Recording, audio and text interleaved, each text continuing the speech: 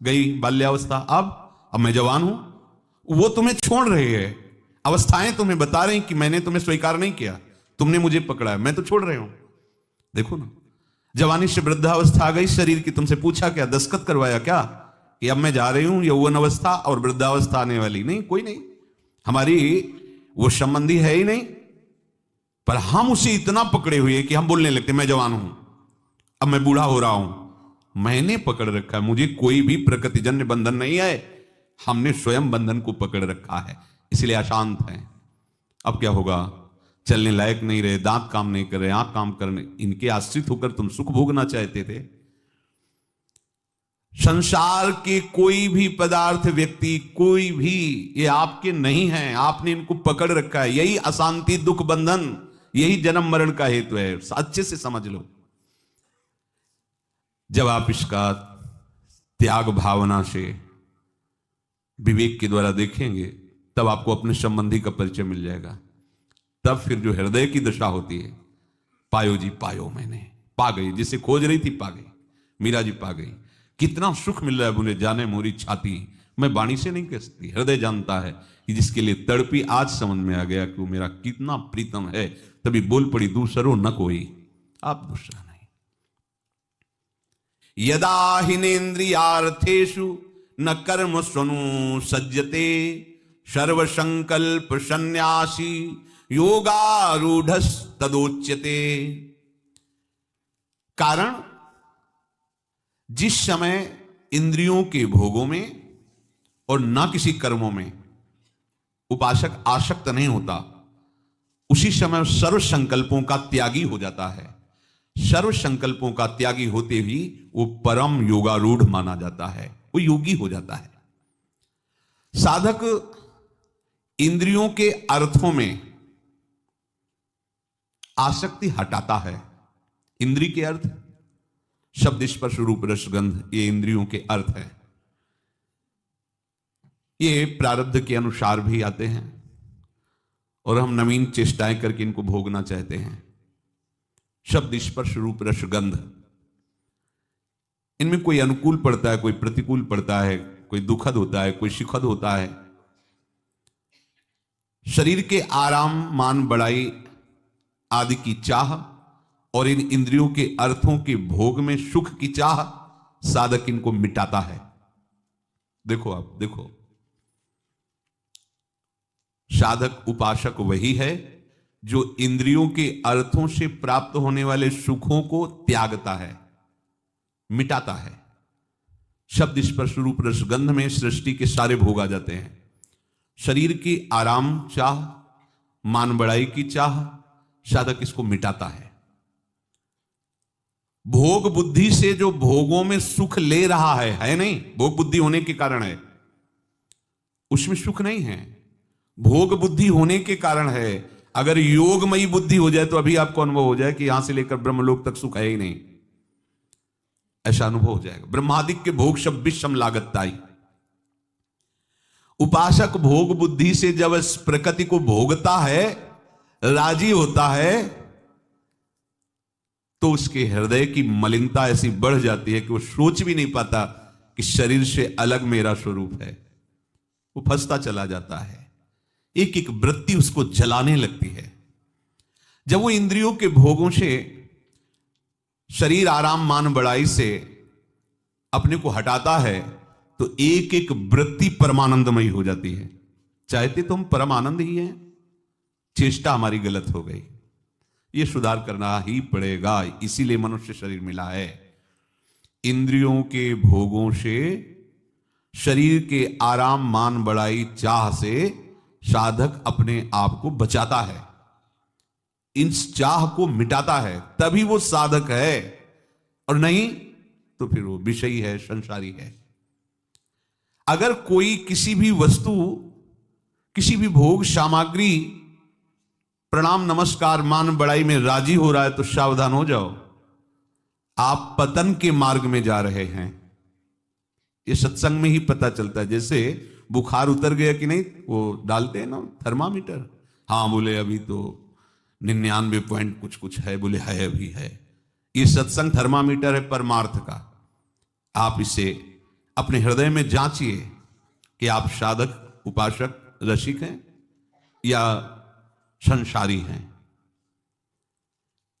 जो इंद्रियों के अर्थों में सुख भोग की लालसा से, शरीर आराम मान बढ़ाई की चाह से विचरता रहता है, हर समय चिंतन करता रहता है, वो संसारी है। आने जाने वाले अनित्य नाशवान शरीर और नाशवान भोगों से जो अपना संबंध मिटा देता है, वही योगारूढ़ है, वही भगवत मार्ग का पथिक है। आप सबके ऊपर लाडली लाल की कृपा है, तो मिटाना आपको हमारे लिए कोई कठिन बात नहीं रह गई। इतना बड़ा हमें, फिर हम आपको कह रहे हैं, अपने आराध्य देव के संबंध बल का जब आप स्मरण करेंगे तो विश्व में कोई भी ऐसा कार्य नहीं जो आप कर ना सके, कोई भी ऐसा नहीं जिस पर आप विजय प्राप्त न कर सकें। मान लेना हमारी बात। हमें आराध्य देव के बल और प्रताप का स्मरण नहीं रहता, अपने अहंकार का स्मरण रहता है, इसलिए हम पतित हो जाते हैं। अगर आराध्य देव का बल हो, श्री हरिवंश प्रताप ही जानत है, फिर कोई नहीं गिरा सकता। कई बार इस सत्संग में कहते हैं कि आप इस प्रसंग से प्रेरणा लीजिए। अंगद जी को ऐसे उठा के पटक देने वाले कितने वीर सभा में थे, कितने। देवराज इंद्र को ऐसे पक्षी की तरह कैद करके पिंजड़े में डाल दिया था कि रावण के सामने। इंद्रजीत, इसीलिए उसका नाम रखा गया मेघनाद। पूरी सृष्टि को खा जाए इतने सामर्थ्य है कुंभकर्ण में। लंका में ऐसे ऐसे नरांतक, देवांतक, ऐसे कितने वीर, इनको परास्त करना, हर इनके सामने आंख नहीं उठा सकता था। ऐसे ऐसे महावीर उसकी सभा में बैठते थे। लेकिन एक राम प्रताप का इस अनुभव करने वाले महापुरुष अंगद जी ने, अभी 9 किशोर अवस्था है, युवराज पद पर हैं, सभा में पैर रोक दिया। उठा दे कोई वीर अगर हमारे पैर को, तो रघुनाथ जी सिया जी को हार कर वापस चले जाएं। कितनी बड़ी राधा। यह है अपने आराध्य देव का बल। एक एक क्या 10-10 हजार वीरों ने चेष्टा, कुछ नहीं। रावण उठा तो बोले मेरे सामने झुकने से नहीं, मेरे प्रभु के सामने जाके झुक, तभी तेरी रक्षा होगी। और उसको श्रीहीन, कांतिहीन कर दिया। अपने आराध्य देव का बल यदि हृदय में तुम्हारे आ गया तो तुम्हें परास्त कौन कर सकता है? क्यों? क्योंकि उसी आराध्य देव के बल से तो माया बलवान है। माया में सामर्थ्य किसकी है? आराध्य देव की शक्ति ही तो है वो। और हम आराध्य देव की भक्ति रूपी शक्ति से युक्त हो रहे हैं। अब माया परास्त नहीं कर सकती। इंद्रियों के भोगों में जो इच्छा पूर्ति की, सुख लेने की भावना है, यही हमें बांधती है। कोई मनचाही भोग सामग्री मिल जाए, मनचाही वस्तु मिल जाए, मनचाहा व्यक्ति मिल जाए, मनचाही परिस्थिति रहे, मनचाही घटना घटे, यही सबकी मांग रहती है। देखो ना, यही सबकी मांग रहती है। हमारी मनचाही बात हो जाए, मनचाही भोग मिल जाए, मनचाही परिस्थिति हो, मनचाही ही व्यक्ति हो, जो मेरे मन के अनुसार हो, ऐसी मांग रहती है। और जो इस मांग से युक्त रहता है वो परमार्थ का पथिक नहीं होता है। ध्यान रखना। जो मनचाही में राजी है, इच्छा पूर्ति में सुख लेना चाहता है, वो इंद्रियों का गुलाम, विषयों का गुलाम, वो सच्चिदानंद प्रभु की दासता की तरफ कैसे बढ़ पाएगा? अनुकूल वस्तु, पदार्थ, व्यक्ति आदि मिलने की इच्छा उपासक को कभी नहीं करनी चाहिए।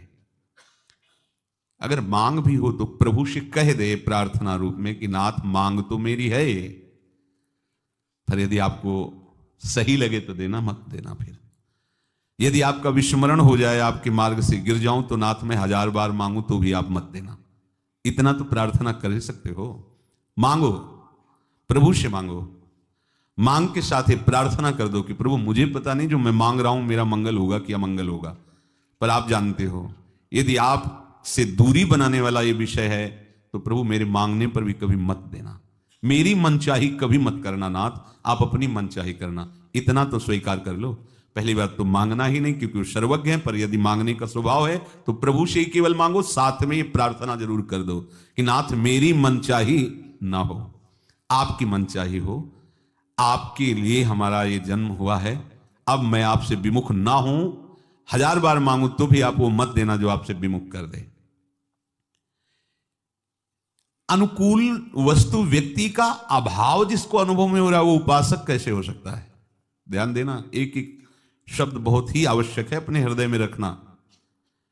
हमारे तो प्रभु के नाम रूप लीला धाम की रसास्वादन की वृत्ति आई तभी तो हम उपासक कहलाए। अनुकूल वस्तु व्यक्ति स्थान की यदि इच्छा है तो उपासना किसकी है? संसार की या संसार के स्वामी की? देखो ना, हम कहलाते हैं प्रभु के दास, पर हमें इंद्रियों के दास, भोगों के दास, अनुकूलता के दास, मन के दास। हम कहां प्रभु के दास हैं? अंदर से देखिए तो किसी भी अनुकूलता प्रारब्ध के अनुसार आ सकती मनचाही वस्तु, पर आपको अपनी इच्छा पूर्ति नहीं करनी, सुख भोग नहीं करना, क्योंकि सुख है नहीं, वो फंसाने के लिए माया ने भेजा है। भले ही हमारे किसी पूर्व कर्म के परिणाम से अनुकूलता आई हो, उसे हमें भोगना नहीं है। आई हुई अनुकूलता को भगवत सेवा में समर्पित कर देना है। आई हुई प्रतिकूलता को प्रभु की कृपा मानकर उनके स्मरण में तन्मय होना है। अनुकूल प्रतिकूल दोनों से बच जाएगा, वही समतुल योगारूढ़ माना जाएगा, वही योगारूढ़ है। निर्वाह मात्र के लिए, शरीर निर्वाह मात्र के लिए शास्त्र सम्मत विषयों को स्वीकार करना अनुकूलता का भोग नहीं कहा जाता। उचित वस्त्र, उचित भोजन, उचित नींद, उचित चलना फिरना, चेष्टाएं करना, भागवतिक शास्त्र सम्मत, ये आवश्यक है जीवन निर्वाह के लिए। अनुचित मांग करना, अनुचित भोगों को भोगना, अनुचित संग्रह करना, यह हमारे परमार्थ के लिए घातक है, योग के लिए घातक है। हमारे मन में जितनी स्फुरणाएं होती हैं, उन स्फुरणाओं में दो परिणाम आते हैं। एक तो रागात्मक, ये अच्छा है, ये अच्छा है, और एक द्वेषात्मक, राग द्वेष जनित स्फुरणाएं होती हैं। दोनों में संकल्प बनता है। राग जनित जो स्फुरणा है वो संकल्प बनाती है ये मिल जाए, सदैव हमारे पास रहे। द्वेष जनित ये नष्ट हो जाए, ये कभी हमारे पास न रहे। ये राग द्वेष में ही हमारा हृदय विचरता रहता है। सावधान, ये जो हमें मिल जाए और हम सुखी हो जाएंगे, ये व्यक्ति मिल जाए, ये वस्तु मिल जाए, ये स्थान मिल जाए, ये पदार्थ मिल जाए, ये स्फुरणा अंदर होती है, उसमें लिप्तता आती है। लिप्तता से ही वो स्फुरणा संकल्प रूप धारण कर लेती है, और संकल्प ही बंधन है। सर्व संकल्प सन्यासी, चाहे वो भक्त हो, चाहे वो योगी हो, चाहे वो ज्ञानी हो, अगर हृदय में भोगों का संकल्प, संसार की नाना प्रकार की पद प्रतिष्ठा का संकल्प, तो हरि पार्षद बनने की योग्यता नहीं आएगी। ये बहुत बड़ा पद, इससे बड़ा कोई पद नहीं। इस पद को ब्रह्मा जी भी प्रणाम करते हैं, हरि पार्षद। फिर प्रिया चरणारविंद की आसक्ति से युक्त होकर प्रिया सखी, ये तो न देवैर ब्रह्मादेर न खलु हरि भक्तैर न सुहृदा दिभिरी अद्वै राधा मधुपति रहस्यम सुविदितम तयोर दासी भूत्वा, ये तो और भी दुर्लभ बात है। ध्यान दीजिए, हमारे हृदय में दो तरह की स्फुरणाएं होती रहती हैं, अनुकूल रागात्मक, प्रतिकूल द्वेषात्मक, दोनों का संकल्प बनता है। उपासक को चाहिए कि संकल्प ना बनने दे। उसके लिए आपके पास काट है, भजन, नाम जप, मंत्र जप, गुण कीर्तन। जब आप बैठे उसी का मनन करेंगे तो संकल्प बना देगा हृदय।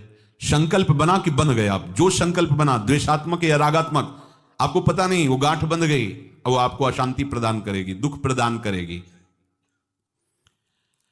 ये दोनों ही संकल्प ऐसा बंधन डाल देते हैं जिससे केवल अशांति, दुख और हानि के सिवा आज तक किसी को कुछ नहीं मिला। तो कुछ नहीं मिला, वो संकल्प करता चला गया, करोड़पति बन गया, अरबपति बन गया, अमुक पद पे पहुंच गया। परिणाम विनाशी शरीर, विनाशी पद, विनाशी भोग, विनाशी धन। शरीर छूटा, क्या लेके जाएगा? लगा क्या परिणाम में? हाथ क्या लगा? उसका राग, उसके अंदर की द्वेष वृत्ति, वही आगे जन्म का कारण बन जाएगी। इतना सुंदर मनुष्य शरीर भगवत प्राप्ति के लिए मिला, वो भी हट जाएगा। ये दोनों संकल्प, सुखद या दुखद, ना तो स्वरूप का बोध होने देते हैं और ना भगवान से प्रेम होने देते हैं। प्रेम की तो बात जाने दो, प्रभु में मन नहीं लगने देते। ये दोनों संकल्प, सुखद या दुखद, राग या द्वेषात्मक। और ऐसा व्यक्ति किसी का भी अपना नहीं होता है। ध्यान दीजिए, चाहे वो कुटुंबी हो, चाहे रिश्ते नातेदार हो, किसी का भी वो नहीं होगा, वो छलिया होगा। जो राग द्वेष के संकल्प में विचरता रहता है, वो किसी का नहीं होता। उसको जहां लगेगा कि अब हमारी अनुकूलता में हमारे माता पिता बाधक बन रहे हैं, अगर ये पधारें तो पूरी प्रॉपर्टी हमारे हाथ में हो, आनंद आ जाएगा, बड़ा सुख मिलेगा, क्योंकि स्वतंत्रता रहेगी। ऐसे स्वभाव वाले लोग किसके हो सकते हैं? न पत्नी के, न पति के, न माता के, न पिता के, न पुत्र के, किसी के नहीं हो सकते। क्योंकि जहां उनको लगा कि मेरे स्वार्थ में बाधा पहुंचा देगा, वहीं वो अपना संकल्प बना लेगा उसको नष्ट करने का। तो ना ये भगवान के होते हैं, ना ये तत्व स्वरूप अपने स्वरूप को प्राप्त करते हैं, और ना ये किसी के होते हैं। ये बड़े छलिया होते हैं। और ऐसे लगभग जो भगवान से विमुख हैं, वो सबके हृदय में ये दो ही बात होती है, राग या द्वेष। बड़ा आश्चर्य होता है, संसार की लीला बड़ी विचित्र है। ना ये संसार के होते हैं, ना कुटुंबियों के होते हैं, ना संबंधियों के होते हैं, ना भगवान के होते हैं, ना ये अपने होते हैं। अपने भी नहीं होते, क्योंकि अगर अपने होते तो अपना कल्याण कर लेते, अपना मंगल कर लेते, सुख का रास्ता चयन करते। ये तो नरक का रास्ता चयन किया। ये ना अपने होते हैं। केवल हानि ही हानि, पतन ही पतन है। साधक को चाहिए कि संकल्प से रहित हो जाए। कल इसकी चर्चा हुई थी, क्योंकि पीछे श्लोक में भी भगवान ने ऐसा ही आदेश किया था। मन में होने वाली स्फुरणा यदि संकल्प का रूप धारण ना करे तो स्फुरणा तुम्हारा कुछ नहीं बिगाड़ पाएगी, वो स्वतः नष्ट हो जाएगी। स्फुरणा होने से हानि नहीं है, पतन नहीं है, वो स्वयं नष्ट हो जाएगी। परंतु स्फुरणा को अगर संकल्प में बदल दिया तो संकल्प से हानि हो जाएगी। संकल्प बना लिया, ऐसे ऐसे ऐसा कर लेते हैं, ना भी करो तो भी उसके करने का जो परिणाम है वो आपके हृदय में आ गया। संकल्प ऐसा ऐसा कर देते हैं, तो परिणाम जो उसका मलिनता है वो आपका उसी समय हृदय हो गया। और अच्छा भाव यदि यही भगवान के प्रति कर लिया जाए, भगवत सेवा के लिए कर लिया जाए, तो क्रिया हो या ना हो, आपका हृदय पवित्र हो रहा है। पर ये जो संकल्प राग और द्वेषात्मक जगत की बात है, प्रभु के मार्ग में प्रभु के लिए जो भावना बनाई जाती है उसे संकल्प नहीं कहते, उसे भावना कहते हैं। भावोत्सवेन भजताम। संकल्पों का त्यागी ही साधक है, उपासक है, जिज्ञासु है। संकल्पों का त्याग किए बिना कोई अपने मन की जो चाहते हैं उनको मिटा नहीं पाएगा। उनको मिटाए बिना कोई योगी नहीं हो सकता, चाहे ज्ञान योगी हो, चाहे भक्ति योगी हो, चाहे कर्म योगी हो। और योगारूढ़ हुए बिना किसी को भगवत साक्षात्कार नहीं होता। योगारूढ़ हुए बिना किसी को भगवत साक्षात्कार नहीं होता। मनुष्य जन्म की सार्थकता है प्रभु में प्रेम हो जाना। इसी प्रेम से समस्त दुखों का नाश हो जाता है, समस्त पापों का नाश हो जाता है। पर बिना संकल्प का त्याग किए कोई प्रेमी नहीं हो सकता। इसीलिए प्रभु बार बार कह रहे हैं कि आप अपना संबंध किसी व्यक्ति वस्तु स्थान से नहीं, मेरे से कीजिए। आप संकल्प मत कीजिए, आप मेरी आज्ञा अनुसार करिए। उपासक को भगवद आज्ञा, शास्त्र भगवद आज्ञा, वो संकल्प क्यों करेगा? जैसी आज्ञा वैसा कर रहा है। संकल्प त्याग के लिए कुछ उपाय हैं। पहली बात, प्रभु हमारे हैं। प्रभु ने मुझे अपनी प्राप्ति के लिए ही मनुष्य जन्म दिया है अपनी तरफ से। अब इसमें हमारा उद्धार निश्चित है। ये अमूल्य मनुष्य जन्म प्रभु ने दिया है अपनी प्राप्ति के लिए, इसमें उद्धार हमारा निश्चित है। इसलिए अब हम भोगों का कोई संकल्प नहीं करेंगे, अब हम भगवत प्राप्ति के मार्ग में चलेंगे। इससे आपको बल मिलेगा, इससे आप व्यर्थ के संकल्पों को रोक सकेंगे। जहां कोई संकल्प बनने लगे तहां ये बात वहीं अंदर ही अंदर चलाने लगो, ये जन्म केवल भगवत प्राप्ति के लिए, नहीं नहीं हम भोगों का संकल्प नहीं कर सकते, वो कट जाएगा।